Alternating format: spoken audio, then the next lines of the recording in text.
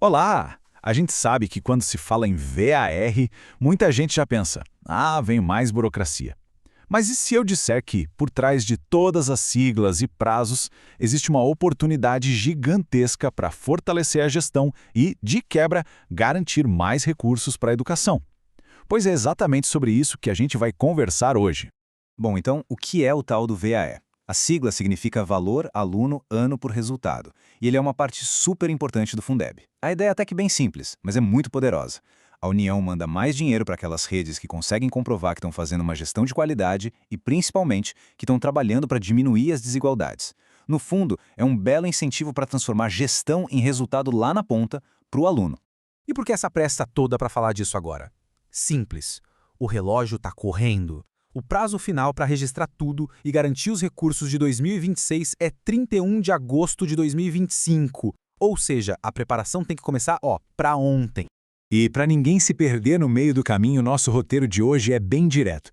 Primeiro, a gente vai focar na maior mudança para 2026, que é a gestão por mérito. Depois, vamos passar rapidinho por um checklist das outras exigências, as condicionalidades. Daí, a gente entra num guia prático sobre como mexer no sistema CIMEC e, por fim, vamos ver o que acontece depois que o botão enviar é apertado. Vamos começar então pelo ponto que, tem gerado mais dúvida para a habilitação de 2026, a nova regra para selecionar os gestores escolares. É aqui que as redes precisam ter um máximo de atenção e planejamento. Então, a pergunta que não quer calar é: o que mudou de verdade na tal da condicionalidade I? Qual é a nova regra do jogo para escolher diretores e gestores que pode ser o fator decisivo para receber ou não os recursos do VAR?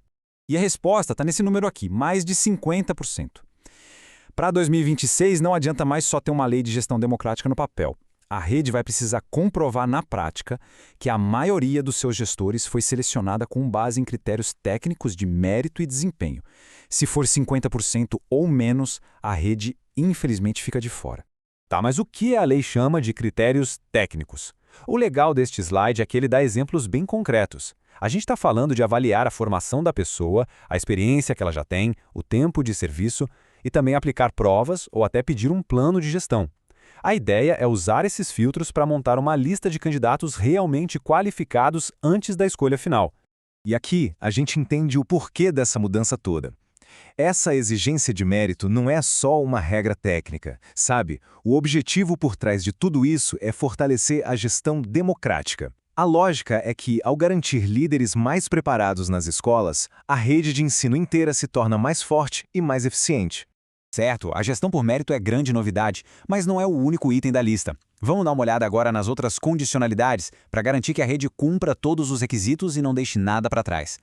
Esse slide aqui nos dá um mapa completo da mina. São 5 condicionalidades no total. Nós, gestores, precisamos registrar as informações de 3 delas lá no CIMEC. A I, de gestão, que a gente acabou de ver, a IV e a V. As outras duas, a II e a I3, que falam da participação no SAEB e da redução de desigualdades, são calculadas direto pelo INEP, então é automático. Agora vamos entender quem é responsável pelo quê. A condicionalidade IV, que tem a ver com o ICMS educacional, é uma tarefa dos estados. Mas olha, atenção máxima aqui. Se o estado não cumprir, todos os municípios deles são inabilitados junto. É um efeito dominó. Já a condicionalidade V, que é sobre alinhar o currículo à BNCC, essa é uma responsabilidade compartilhada tanto dos estados quanto dos municípios. E ainda sobre o currículo, um ponto de atenção para o futuro, a educação digital. Para se habilitar para o VAR de 2026, ainda não é obrigatório comprovar que a BNCC Computação já está no currículo. No entanto, o prazo final para essa adequação é dezembro de 2025, ou seja, é um assunto que já precisa estar no radar no planejamento dos próximos anos. Bom, a gente já entendeu o que precisa ser feito e por quê. Agora vamos para o como, o passo a passo para registrar tudo isso direitinho lá no CIMEC, que é o sistema do MEC. O ponto de partida é esse aqui. O acesso ao CIMEC é feito pela conta gov.br, o que, vamos combinar, simplifica bastante a vida. É aquele mesmo login que já é usado para um monte de outros serviços do governo federal. O processo todo pode ser resumido nestes 5 passos bem simples que a gente vê na tela. Primeiro acessa, depois acha o módulo do Fundeb, aí preenche os dados, anexa os documentos em PDF e, por último, o passo crucial, o envio. E atenção, o envio final só pode ser validado pelo secretário ou secretária de educação. E para evitar qualquer dor de cabeça, aqui vão algumas dicas de ouro. A equipe técnica pode deixar tudo pronto, mas não se esqueça, quem aperta o botão final de envio é o secretário ou a secretária. Outra boa notícia, se a rede já foi habilitada no ciclo passado, muitos dados já vão estar lá pré-preenchidos. E claro, a dica que vale para tudo, sempre confira a validade dos documentos antes de anexar. Muito bem, a equipe preencheu, o secretário enviou e o prazo de 31 de agosto está chegando. Mas e depois? O que acontece? Vamos agora para a etapa final de todo esse processo. Antes de mais nada, vamos reforçar o mais importante, 31 de agosto de 2025. Anota aí no calendário, coloca um alarme no celular, faz o que precisar. Perder essa data significa, infelizmente, perder a habilitação para os recursos do VAR de 2026. Uma preocupação que todo mundo tem é: e se eu mandei alguma coisa errada? Se o MEC achar alguma pendência na minha documentação, já era? Perdi a chance? Calma, tem uma segunda chance sim.